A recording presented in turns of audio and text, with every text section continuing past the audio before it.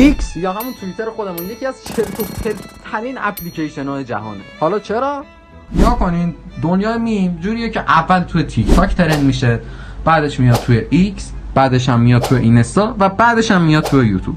پس تا الان فهمیدیم که هر چیزی ترند میشه اول توی تیک تاک ترند میشه و بعدش هم ایکس. حالا من چرا دارم میگم ایکس خیلی چرت و پرته؟ به خاطر اینه که تو اونجا به هر عقیده‌ای بی احترامی میکنن. اگه تو بگی عاشق ایکس هم توی خود برنامه ایکس بهت میگن تو چرا عاشق ایکسی؟ یا اگه هم بگی از ایکس بدم میاد بازم بهت میگن چرا از ایکس بدت میاد؟ که خب این واقعا عجیبه. میدونی توی اونجا هر قشری وجود داره، هر عقیده‌ای وجود داره، هر بینام همه دارن. میدونی توش همه حساب دارن، یعنی هر آدمی هست اونجا، همه چی.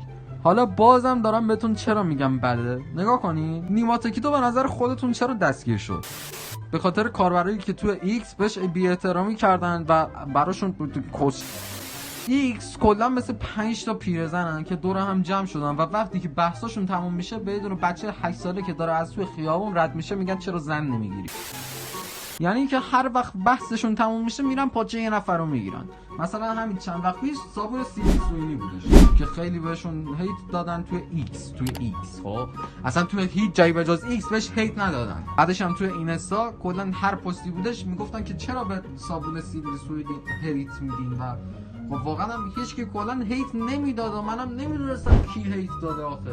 تو نگو همشون توی تقصیر ایکس و کوروش هم میدونه استوری گذاشت و اینا. و حالا نیما رو چرا گرفتن؟ به خاطر حاشیه‌ای که توی ایکس اصلا ایجاد شده. کلا ایکس در مورد حاشیه است.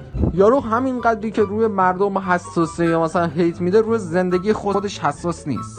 همونطوری که میدونین دولت ما جوریه که روی چیزایی که مثلا تو خیلی رسانه‌ای میشن خیلی مثلا هستش.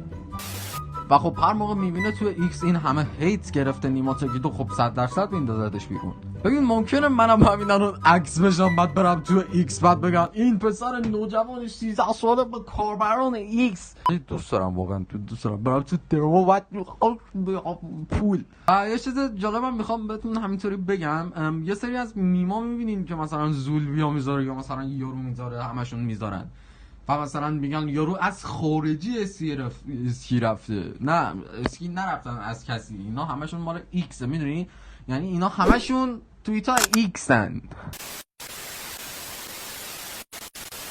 میخواستم به شما هم بگم که بدونین ایکس جوریه که کلا اصلا مردم رو دیوونه کرده. من تو خیلی دوست دارم اینو یعنی تمومش کنم. میدونی اگه تو اصلا دنبال حاشیه نباشی بری تو ایکس اصلا وارد حاشیه میشی. اصلا جوریه که فضاش جوریه که دیوونم نباشی بری توش بازم دیوونه میشی.